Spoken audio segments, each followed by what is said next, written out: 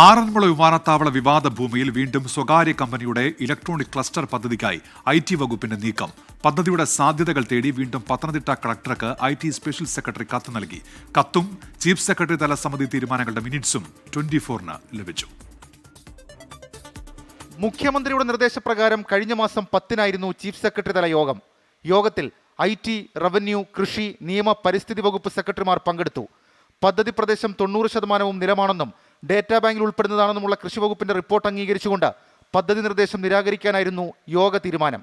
ഒപ്പം ആറന്മുള വിമാനത്താവളത്തിന്റെ പേരിൽ നികത്തിയ ഭൂമി പൂർവ്വസ്ഥിതിയിലാക്കാനും തീരുമാനിച്ചു. ഇത്തരം പദ്ധതി നിർദ്ദേശങ്ങൾ സമർപ്പിക്കുന്നതിന് മുൻപ് സ്വീകരിക്കേണ്ട നടപടികളെക്കുറിച്ച് KSITIL MD നിർദ്ദേശങ്ങൾ നൽകാനും തീരുമാനിച്ചിരുന്നു. എന്നാൽ ടോഫൽ നൽകിയ പദ്ധതി അതേപടി വിട്ടുകളയാൻ IT വകുപ്പ് തയ്യാറല്ല. വീണ്ടും പത്തനംതിട്ട കളക്ടറിൽ നിന്നും ഈ മാസം 2-ന് IT സ്പെഷ്യൽ സെക്രട്ടറി റിപ്പോർട്ട് തേടി. പദ്ധതി പ്രദേശത്തിന്റെ വിവിധ വിവരങ്ങൾക്കൊപ്പം പദ്ധതി നിർദ്ദേശങ്ങളും കളക്ടറോട് പരിശോധിക്കാനാണ് ആവശ്യപ്പെട്ടിരിക്കുന്നത്.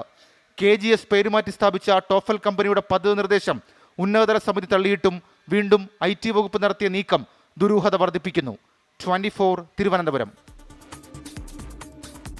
ആറന്മുള വിമാനത്താവള ഭൂമിയിലെ പുതിയ പദ്ധതിയിൽ IT സെക്രട്ടറി എന്താവശ്യപ്പെട്ടുവെന്ന് പരിശോധിക്കാമെന്ന് CPI സംസ്ഥാന സെക്രട്ടറി ബിനോയ് വിശ്വം. കേരളത്തിൽ നിലവിലുള്ള വയലുകൾ നഷ്ടപ്പെടാൻ പാടില്ല. LDFന് പരിസ്ഥിതിയെ മറന്ന് മുന്നോട്ട് പോകാൻ കഴിയില്ല എന്നും ബിനോയ് വിശ്വം പറഞ്ഞു. IT സെക്രട്ടറി എന്താവശ്യപ്പെട്ടു എന്ന് ഞങ്ങൾക്ക് അറിയില്ല, അന്വേഷിക്കാം. പക്ഷെ ഒന്നുറപ്പാണ് കമ്മ്യൂണിസ്റ്റ് പാർട്ടിക്ക്, ഈ കേരളത്തിൽ ഇന്നിന് ബാക്കിയുള്ള നെൽവയലുകളും തണ്ണീർത്തടങ്ങളും നഷ്ടപ്പെടാൻ പാടില്ല. അതുകൊണ്ട് നെൽവയലുകൾ, തണ്ണീർത്തടങ്ങൾ, അത് ബാക്കിയുള്ളവയെങ്കിലും പൂർണ്ണമായും സംരക്ഷിച്ചേ തീരൂ. CPI LDFിൻ്റെ ഭാഗമാണ്.